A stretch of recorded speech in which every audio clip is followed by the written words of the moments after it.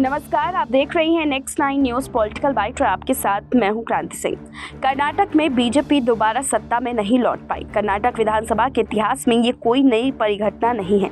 तकरीबन 3.5 दशक से इतिहास में हर बार ऐसा ही हुआ है जब कोई सरकार अगली बार सत्ता में ना लौटी हो। दूसरी बात ये रही है कि जब जब मतदान बढ़ा, कर्नाटक में सत्ता परिवर्तन हुआ। अब तक 8 बार हुए असेंबली इलेक्शन में कम से कम 7 बार तो ऐसा ही देखने को मिला है, लेकिन इसे विश्लेषण का पैमाना बनाना उचित नहीं होगा। भाजपा को स्वीकार करना होगा कि उससे कहीं ना कहीं चूक हुई है। उसके आजमाए नुस्खे अब कारगर नहीं रहे, खासकर हिंदी भाषी प्रदेशों में। अगले साल लोकसभा का चुनाव होना है। कर्नाटक चुनाव को लोकसभा चुनाव के पूर्वाभास के तौर पर देख रहे थे। लोकसभा की देशव्यापी जंग के लिए बीजेपी को कर्नाटक में जीतना जरूरी था, पर ऐसा नहीं हुआ। संभव है कि बीजेपी अब अपनी रणनीति में परिवर्तन करेगी।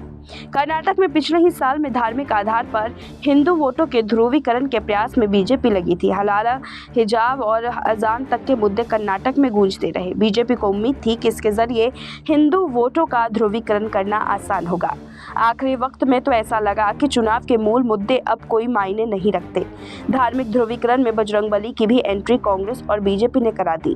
कांग्रेस ने बीजेपी के हिंदू ध्रुवीकरण की चाल को विफल करने के लिए बजरंग दल पर बैन लगाने का वादा किया। बीजेपी ने इसे अपने पक्ष में भुनाने के लिए बजरंगबली का नारा उछाल दिया। बीजेपी ने ऐसा कर कांग्रेस को हिंदू विरोधी बताने की कोशिश की। अब परिणामों में साफ हो गया है कि हिंदी भाषी प्रदेशों में देवी देवता, मंदिर, मस्जिद और हिंदू मुस्लिम के बल पर चुनावी वैतरणी पार करना संभव नहीं है। कर्नाटक में पहले पश्चिम बंगाल में भी बीजेपी ने जय श्री राम का नारा देकर मैदान फतेह की कल्पना की थी। वहां भी बीजेपी को कामयाबी नहीं मिली।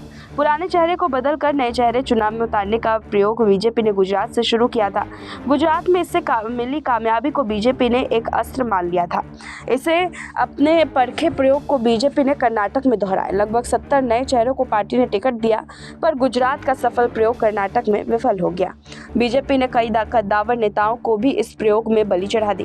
कर्नाटक में बीजेपी को जमीन मुहैया कराने वाले पूर्व सीएम बीएस येदियुरप्पा को इस बार के चुनाव में किनारे कर दिया गया। एक और पूर्व सीएम जगदीश शेट्टार और पूर्व डिप्टी सीएम लक्ष्मण सावदी को भी बीजेपी ने टिकट से वंचित कर दिया। शेट्टार और सावदी नाराज होकर कांग्रेस के साथ हो गए। येदियुरप्पा, शेट्टार और सावदी लिंगायत समुदाय के बड़े नेताओं में शुमार किए जाते हैं। बीजेपी से पिछड़े तीनों ने कांग्रेस की पैठ लिंगायत समाज भी करा दी। इसे लिंगायत कम्युनिटी की वजह से 2018 के असेंबली इलेक्शन में बीजेपी को खासा सीटें मिली थी। साल 2014 के लोकसभा चुनाव में नरेंद्र मोदी के नाम पर वोटर चुप पड़े। वहां पर बाद मोदी के बारे में ये आम धारणा बन गई थी कि बीजेपी को कहीं भी किसी भी चुनाव में जीत दिलाने का मुद्दा नरेंद्र मोदी में ही है। 2014 के बाद से देश में अधिकतर विधानसभाओं के चुनाव मोदी के नाम पर ही लड़े गए। हालांकि पश्चिम बंगाल में नरेंद्र मोदी के बारे में बनी ये धारणा ममता बनर्जी ने ध्वस्त कर दिया। कर्नाटक में भी मोदी से लोगों को किसी की करिश्मा की उम्मीद नहीं थी। मोदी ने कर्नाटक में तूफानी दौरे किए, अनगिनत रैलियां की, लेकिन सब बेअसर रहा। इसका संदेश साफ है कि अब मोदी का चेहरा करिश्माई नहीं रह गया है।